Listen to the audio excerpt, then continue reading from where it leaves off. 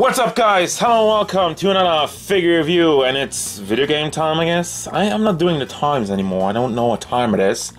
What time is it? It's Figma time. It's Fire Emblem time. I'm gonna have a look at Kamui in the female version, also known as Corrin in the in the English version, whatever.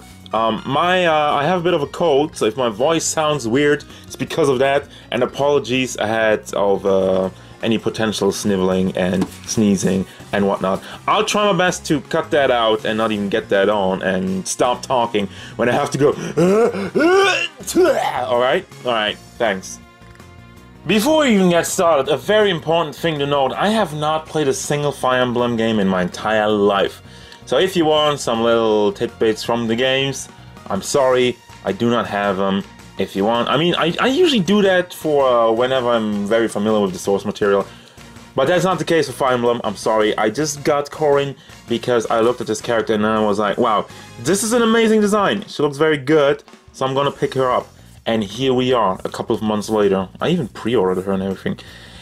Size of the figure, 14 centimeters to the top of her head, which means she's a little over 5.5 inches tall. Now, I said I got this figure for the design, and I'm not disappointed. First of all, the face is very nicely done. Look at the eyes, so nice, so clean, anime style. She has a little bit of sharp ears, a little bit of an elf. I mean, a little bit. She is an elf, what the hell? Very nicely molded, also very clean in the color department. And I really like the hair, how it's flowing overall. It's not super clean back here, with all the stuff they did for the articulation. But we'll get to that once we get to the articulation. Duh! Now in the front there's also a lot of stuff going on. Like really, I need to go in deep. I don't even know what's going on here in the color, but it looks good. Lots of detail, very nice paint job, and the molding is also clean.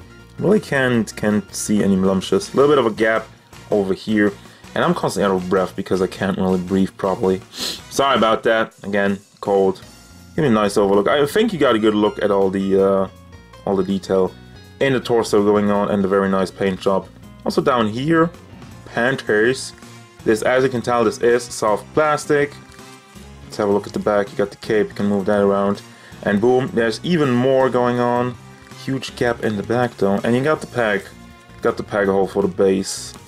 So yeah, very nice looking detail over there. Have a look at the butt. Very important. Sorry about that. And down to the feet. Goes to the battlefield barefoot. I know, I wouldn't recommend that, but I guess it works out for Corrin. Once again, looking way too deep into this. It's a video game. Who cares? Let's see what we got for articulation. First of all, the hat is on a big ball hinge over here. I haven't seen that one before. Looks kind of wonky, but to be honest, you're not gonna see that much. And you're getting some very good articulation out of it. Looks forward a lot, goes down, and of course rotates all around. Once again, it's kind of wonky. Also, surprisingly well, goes side to side. Just pegged in there. Is it just pegged in there? Is this like... There's a huge peg going in it, so that's why I have some very good rotation on the head itself. Then we get down to the shoulders.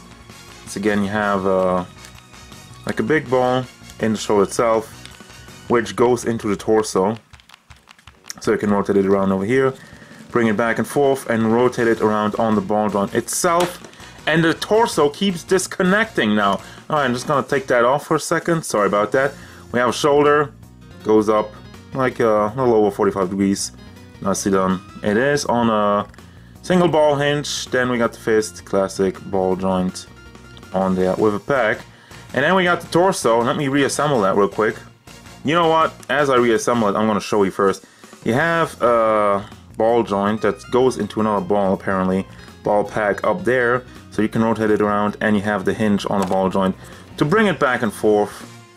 And then basically what you do, you have the torso over here, stuck that back in, and it's just pegged in down here, which is why it's not really staying together so well. I don't know. I mean, I took it apart out of the box because there was some plastic interfering with it. They have some plastic stuck in there, which I always hate. Why do I have to disassemble the figure, take off your stupid plastic? But anyhow, and now it just looks kind of wonky. You have some good articulation in the torso though, but you also have gaps, so I don't... At the torso, this piece should just have been longer. It's not the greatest. Go side to side and down over here. I mean, since it's just on a peg, it rotates around. And it doesn't really... It has some wiggle motion. And it wriggles right out of there. Alright. Let me try to get that back together. Is that even correct? It looks so weird now. So then the legs just disconnect. Everything disconnecting. Okay. Is that how it's going, Corrin? Is that how it is? Is that how we're gonna do this? Alright, leg goes forward. Goes nicely. As I already showed you, it's just on a ball peg. Doesn't really go out to the side because you don't have any room over here. And once again, it is disconnecting. Wow, okay. Stop! What is going on with this figure? You can also rotate it around over here at the ball peg. So you have that. The knees, they look surprisingly okay. And it's still kind of weird, the conversion over here.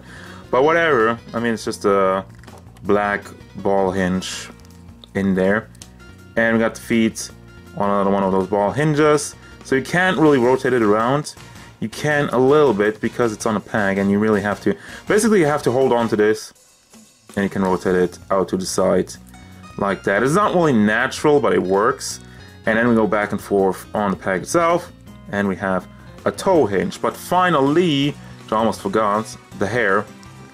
You got that on some hinges up there, from what I can tell. Can't really see what's in there, but yeah, there's all the articulation going on in there, and you can bring it up like that very easily. Looks fairly decent. Of course, you have this over here, this gap. And there's even some more detail in the back, which I didn't even see. And the cape is on 2 ball joints, which is just, you know, pegged in, so you can rotate that around. You can rotate it all around.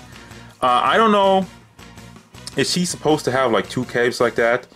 Because if this is supposed to be a single cape, then there's like a middle part missing. And I keep running into my my lighting over here, and this keeps disconnecting again. So, alright, I'm done with the articulation. I'm done moving her around because it's just gonna fall apart, alright? Things she is super light on. Accessories. First of all, you have a very nice looking sword though. Look at all this gold. All this stuff going on there. Like there's a ton of detail. And some red gems going on over there. Very nice ornament. Looks very good. And you have a yelling face, and that's really all she gets. One yelling face and her regular smiling face, and she has a blue gem, or crystal, or whatever you want to call it. It's blue. There's no peg or something. There's nothing really to hold it. Then we have the hands. You got 2 open hand, posing hands, and another one, a little more of a grabbing hand. And that's probably like for the crystal or something. Can she put the crystal in there? Let's try that out real quick. Not really, no. Okay, too big. And of course you got the sword holding hand, and that's it. Like, very light on accessories. Of course you got the standard Figma base and instructions, and like an extra pack if something breaks. And there you go. That's that. Time for the final thoughts, but before I go to the final thoughts, one more thing. I said during this entire review that there's like something missing there, and there was. It's just like, because she disconnected about 5 times during this review, this entire piece fell off, and I didn't notice. And when I put it in pose, I was like, wait, there's something on the ground. Let me put that back together. This is all soft plastic, by the way. Don't think if I mentioned it. I don't know if I mentioned that. Oh my god, I'm stumbling over all of my words. So it's time to go. It's time to finish this before this old man has a heart attack. Final thoughts, I do recommend this one. Why? Because I think she looks amazing. The design is very cool. Design, look, very good. Very well done. Articulation, also nothing to complain about. The only thing that I would complain about is the fact that she's very, very frail in the torso, and it just keeps disconnecting. But once again, the pose, it's not really a problem anymore. And finally, she's pretty light on accessories. Could have used 1 or 2 more faces, but then again, you know, maybe that's one thing of the game with these Fire Emblem figures, Fire Emblem characters. You usually have like always. I see the games, and you always only have like a picture in the dialogue box. Maybe she only has like a smiling and a yelling face. Who knows? Once again, recommend it, and that's gonna do it, guys. As usual, thank you very much for watching. Don't forget, if you enjoyed this review, feel free to hit it up with a like. and maybe subscribe to the channel so you can stay tuned for more figure reviews, gameplay stuff, and whatever Corrin wants.